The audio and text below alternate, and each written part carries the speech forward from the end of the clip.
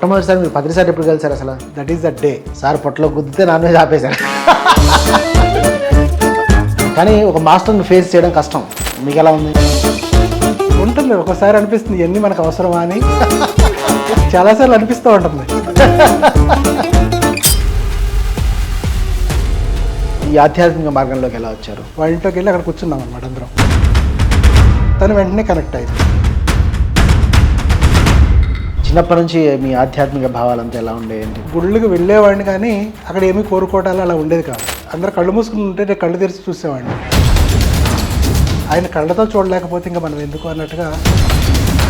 చెప్పండి, ఒక అనుభూతి చెప్పండి సార్తో. 2019లో ఒకసారి మెడిటేషన్లో కూర్చున్నప్పుడు ఒక కర్చీప్ కావాలి నాకన్నా. 10 కర్చీపులు వచ్చినాయి దగ్గరికి.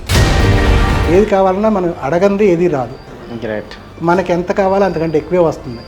మీ జీవిత లక్ష్యం ఏంటి sir? Selfless service, nothing else. Patriji ఆశయాన్ని జీవిత లక్ష్యంగా మలచుకుని నార్త్ ఇండియా అంతటా విశేషంగా ధ్యాన ప్రచారం చేస్తూ పిఎంసి హిందీకి ఎనలేని సేవలందిస్తున్న రామ్ నాదెళ్ల గారితో సోల్ టాక్ షో ఈ ఆదివారం మధ్యాహ్నం 2 గంటలకు మీ పిఎంసిలో.